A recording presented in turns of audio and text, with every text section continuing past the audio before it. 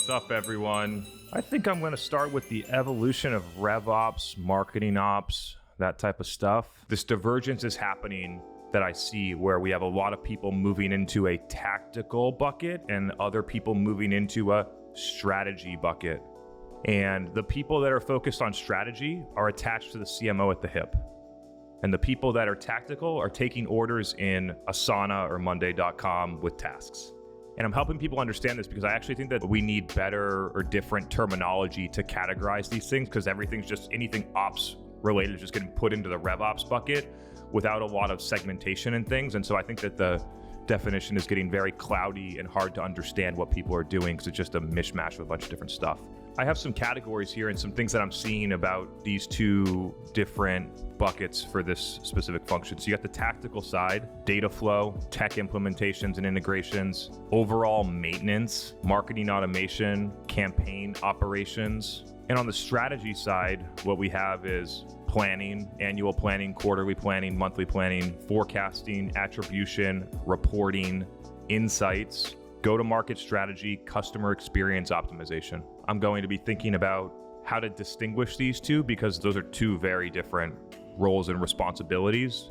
And right now it's just getting mashed into one function. So somebody over here is the director of RevOps, but I don't know which ones are they doing. I see some people that are only in the strategy bucket, and I see some people that never touch the strategy bucket. I am seeing a trend, and we're going to think about how to reframe the strategic side of operations, which I think about that as part of demand gen. The things that I just listed here: planning, forecasting, attribution, reporting, insights, go-to-market strategy, customer experience optimization, that's demand generation. Maybe we can give it a more specific name, but as a demand gen person, I'm doing all that stuff, part of the gig. And I think that the best demand gen people have this crossing over between ops and demand because you need it to really do demand well. So at some point, I remember being a marketer where there were no operations titles.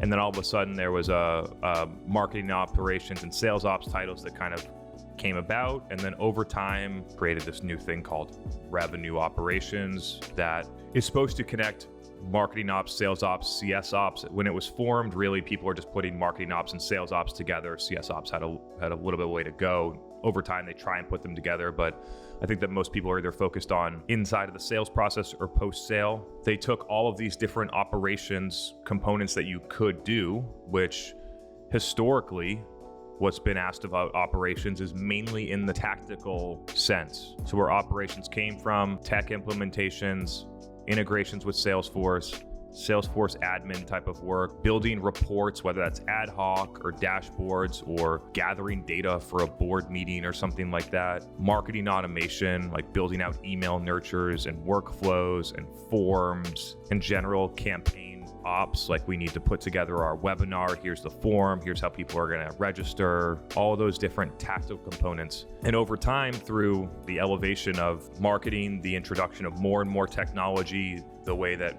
executives are asking more from marketers, that operations started to need to fill in this role that is the planning, attribution, forecasting, things like that, that historically these things weren't done by a marketing ops person. Responsibility has shifted from once maybe head of demand or potentially even VP marketing or CMO that is now being shifted to an operations person. I think that if you are in marketing ops, I think that's where you want to get to long term, where you're basically the chief of staff of the CMO. It's actually how I'm seeing it being implemented when you're in the strategy bucket. And then if you're in the focused more on the tactics, maybe you're a little bit more junior, maybe you have a lot of things to learn, that you're mainly focused on tactical, low value, reactive, people put in tickets and you do the work. The main part of me talking about this is one, to just talk through my initial thoughts on this because this isn't fully formed opinion. So leveraging all of you to kind of help put this together. But this is an effect that's happening in the market.